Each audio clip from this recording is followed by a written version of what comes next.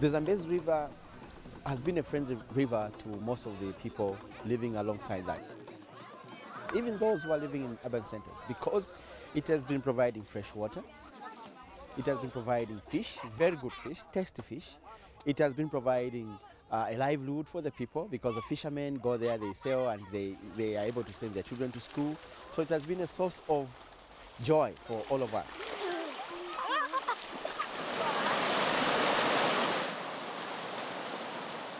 But obviously, in the recent past, we have seen that that river has become a source of worry, because with it is coming destruction, with it is coming of death, with it is coming of destruction of crops, with it is coming of bringing on board poverty and hunger for the people. The floods were devastating in that they destroyed people's homes, they destroyed people's fields, subsequently destroyed their food base and displaced quite a lot of people. The floods in Angola are very heavy, and when they hit those provinces, they bring on very high impact, negative impact.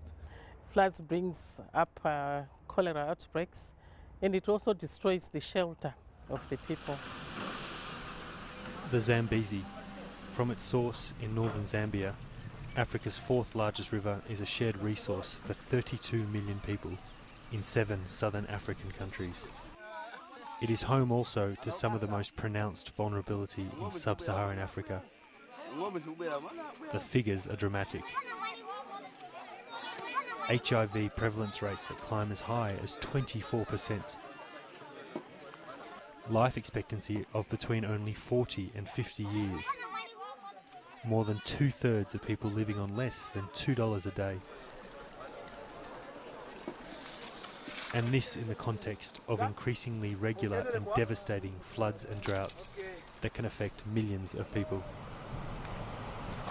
The Zambezi River Basin Initiative, shared by 7 Southern African Red Cross societies, aims to reduce the chronic vulnerabilities of hundreds of thousands of people living along the river.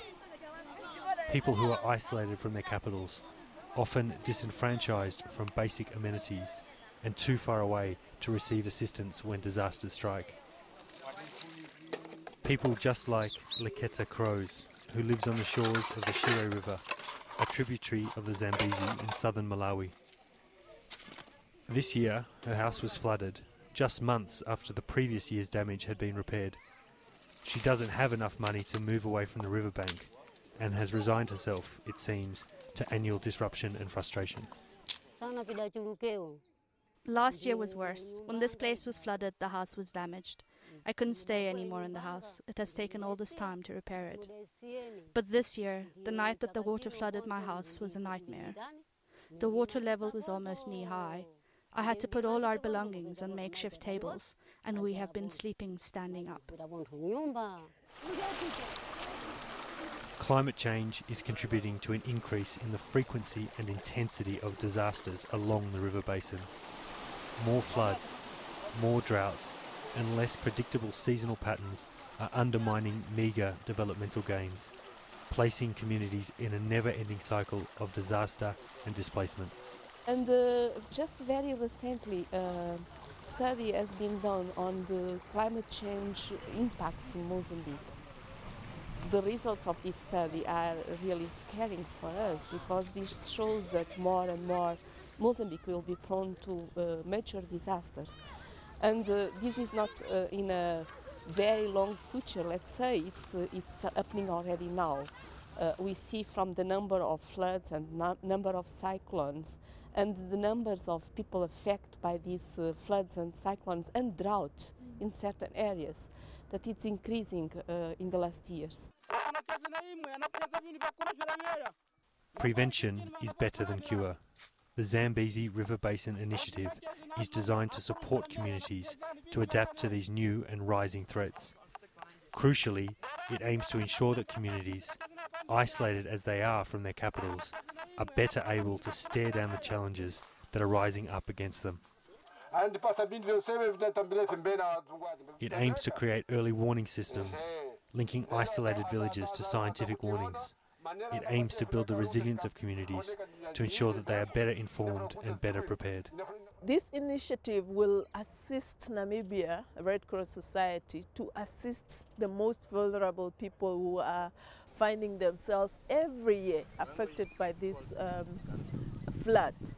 Now, to increase their resilience to these floods so that they are more prepared and have at least something to fall back onto if this happens.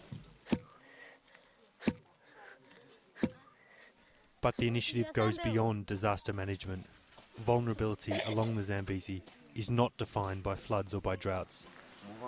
Communities face myriad other challenges: soaring HIV infection rates, exposure to waterborne diseases, including re-emerging illnesses like cholera, and vector-borne diseases like malaria.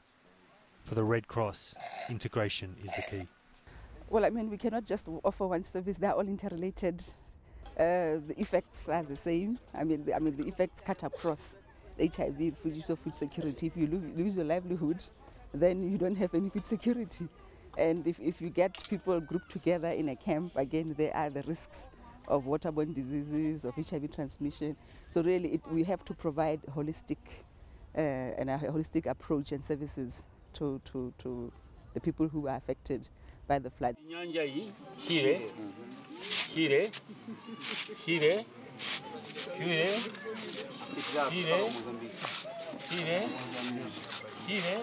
Communities are at the heart of the Zambezi River Basin Initiative.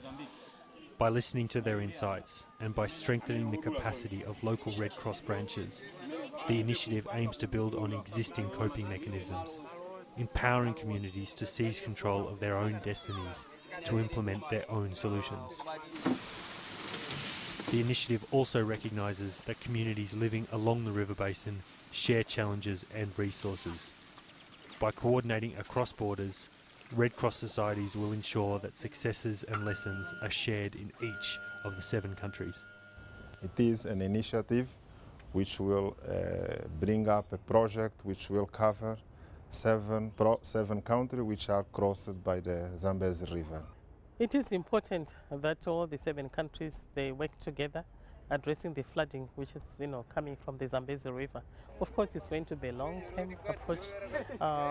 What is important is then it will mean that at country level we are able to come up with our own strategies and then we share them as a team so that no other country will be affected by the flooding because of not sharing information. By working across borders, by moving away from traditional segmented programming, and by strengthening local capacity, this historic initiative will ensure that communities are better prepared to meet the challenges that they face in the short term, and that they are more resilient and secure in the long term. And also it's a forum where we can share ideas. What happens specifically in Malawi or in the lower Shire of the country is not the same thing that happens, for instance, in Zimbabwe or in Zambia. So this grouping will be able to share ideas, experiences, so that at the end of the day, the people will benefit from one national society to another.